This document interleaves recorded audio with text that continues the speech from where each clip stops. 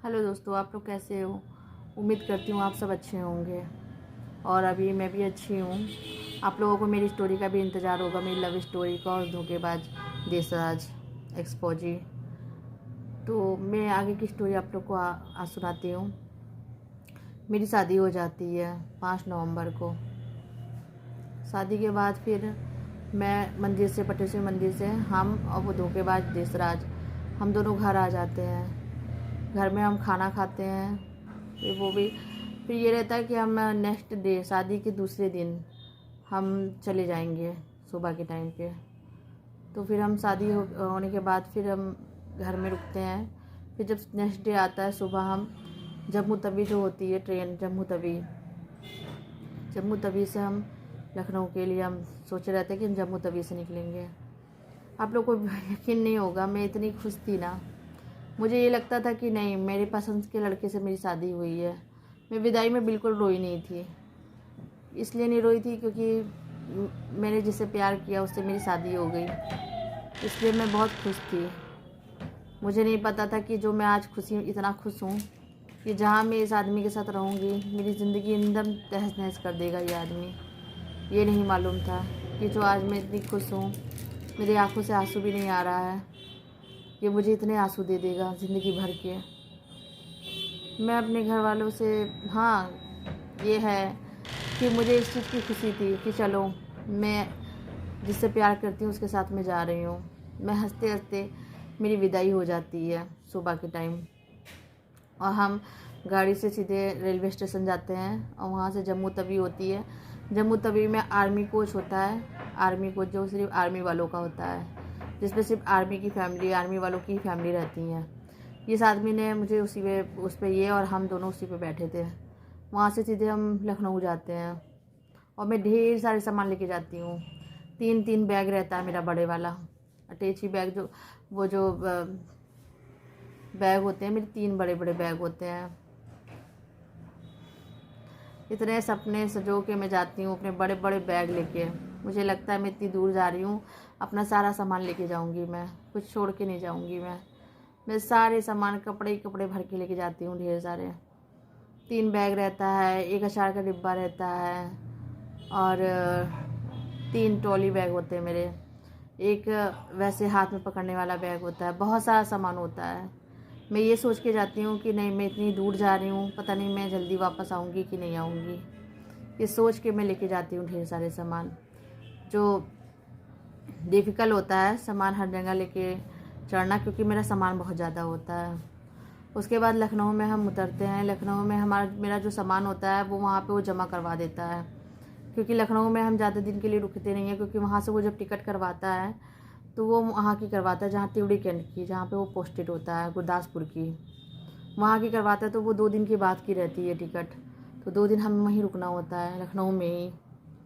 तो लखनऊ में मैं रुकती हूँ। तो वो होटल के रूम में, एक मुझे होटल का नाम नहीं देखा मैंने, क्योंकि लखनऊ में ज़्यादा घूमी नहीं हूँ। लखनऊ में मेरा घर नहीं है तो मुझे वहाँ का नहीं पता। मैंने तो जहाँ वो लेके गया मैं चली गई, जिस होटल में लेके गया वहाँ पे हम, जैसे मैं एक बैग लेके आती हूँ बस, केवल बाकी बैग वो रेलवे स्टेशन पे जमा करवा देता है। उसके बाद फिर मैं बैग लेके आती हूँ, एक बैग छोटा सा, ठीक से याद नहीं है, एक बैग रहता है। उसके बाद फिर हम रूम में जाते हैं, होटल के रूम में। वहाँ पे बस दिन तो चलो निकल जाता है हमारा। शाम को वो मुझे कहना नहीं चाहिए, पर मेरे साथ बहुत गलत हुआ। जो हुआ वो होना नहीं चाहिए था मेरे साथ, बहुत ज़्यादा गलत हुआ। ये, हाँ, मुझे छोड़ के मैं मतलब थोड़ा फ्रेश होती हूँ और ये होटल के रूम से बाहर चला जाता है। मुझे नहीं पता होता ये जा किस लिए रहा है बाहर होटल के रूम से लखनऊ में। ये मुझसे कहता है कि अंदर से कुंडी लगा के रखो, मैं आता हूँ। ये चला जाता है, मैं कुंडी लगा लेती हूँ होटल के रूम में अंदर से। ये थोड़ी देर बाद आता है, मुझे लॉक करता है कि मैं खोलूँ। मैं खोलती हूँ, दरवाज़ा, अंदर आता है तो मुझे नहीं दिखता ये क्या कर रहा है। तो बाकी खाना पीना तो होटल के रूम से, वो मतलब होटल वालों से ही मंगवाता है।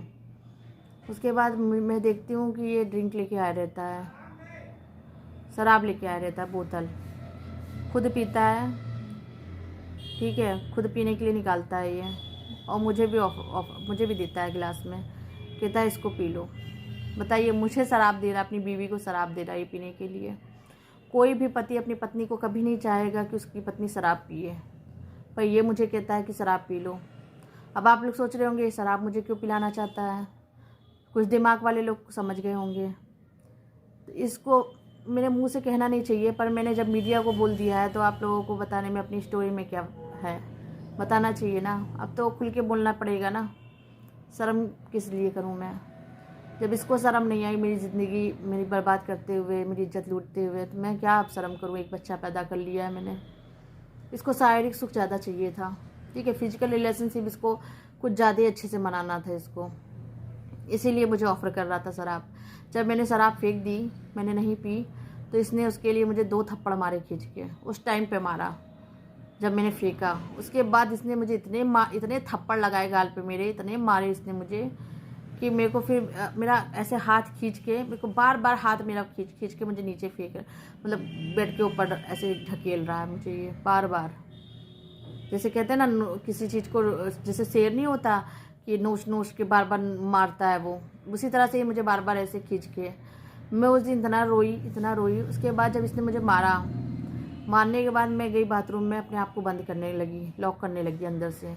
इसने क्या किया, बाथरूम का जो होटल का बाथरूम था उसकी इसने अंदर से कुंडी टेढ़ी कर दी। इसने मुझे बंद करने नहीं दिया कि मैं अंदर से बंद कर सकूँ, इसने कुंडी टेढ़ी कर दी।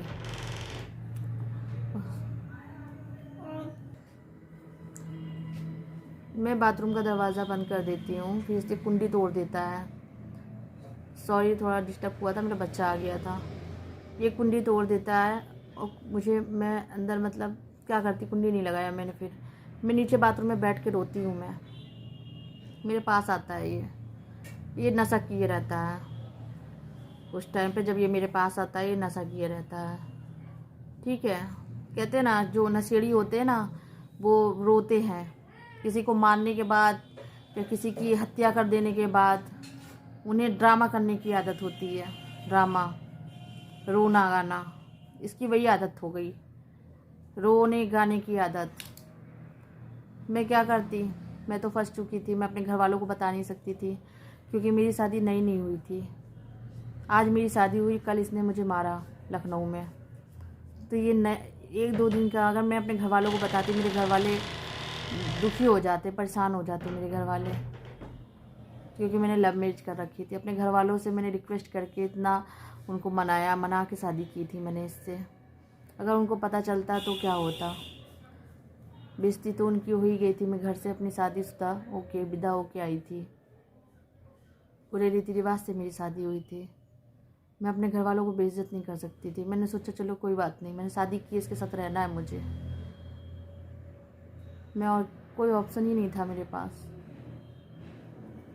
चलिए, इसके बाद की मैं जो आगे की कहानी है मैं आप लोगों को नेक्स्ट पार्ट में बताऊंगी, क्योंकि वीडियो मेरा ज़्यादा लंबा हो जा रहा है। तो प्लीज़ आप लोग ज़्यादा से ज़्यादा मेरा सपोर्ट करिएगा और मेरे चैनल को सब्सक्राइब कर लीजिएगा, और प्लीज़ शेयर करिएगा, लाइक करिएगा, कमेंट करिएगा अच्छे और सब। आप सब अपना ख्याल रखिएगा। ओके।